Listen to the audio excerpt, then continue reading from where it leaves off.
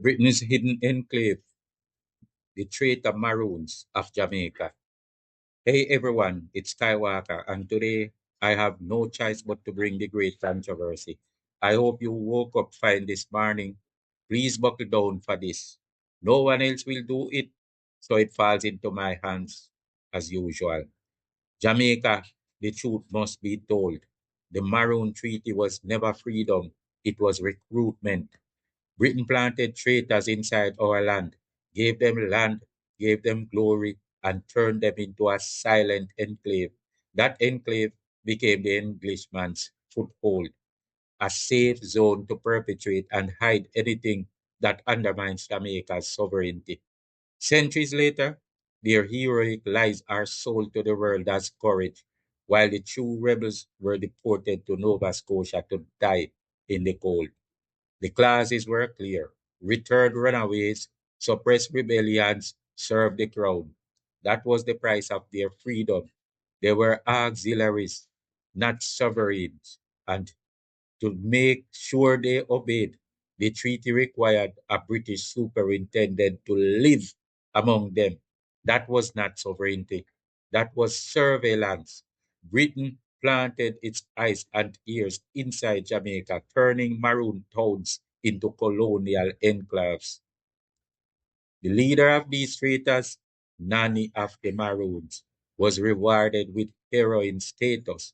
That honor must be removed because it teaches our children that betrayal can be rewarded with glory.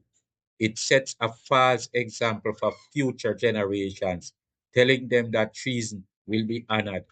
Jamaica must strip away that lie because the true resistors were erased, deported, silenced, while the traitors were glorified. Tourism now markets their betrayal as heritage.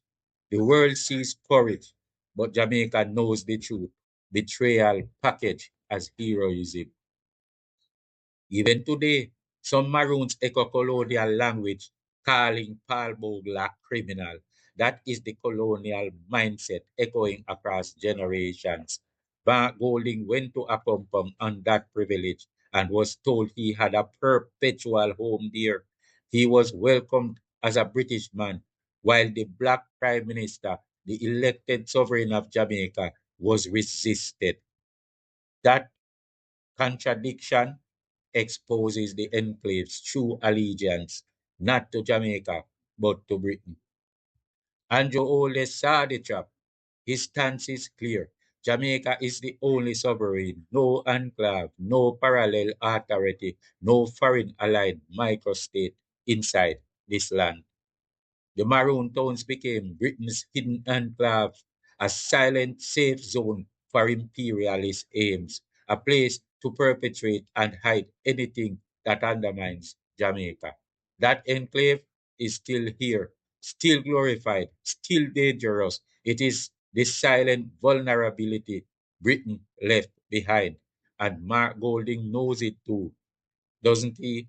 That's where he went to undermine Jamaica. Skywalker challenges the University of the West Indies, challenges every Jamaican historical authority to come forward and try to debunk this truth.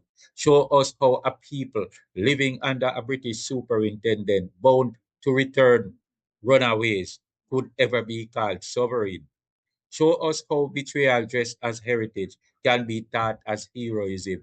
Show us how welcoming the white man while rejecting the black prime minister can be defended as sovereignty. You cannot. This is the fight that must be done. Jamaica must reclaim its narrative, nullify the treaty, and assert unitary sovereignty. The enclave must be dismantled. The truth must be taught, and the people must know Jamaica is the only sovereign. The treaty must be nullified officially.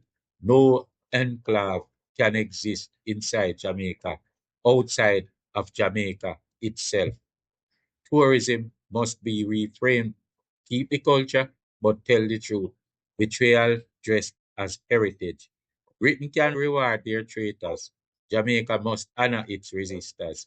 The ones who fought, the ones who died, the ones who refuse to bow. Unitary sovereignty must be enforced. Only one sovereign in this land, Jamaica, and governance must be taken fully over the Maroons. No more parallel authority, no more enclave. Jamaica must take note and control, and Nani's false heroine status must be removed.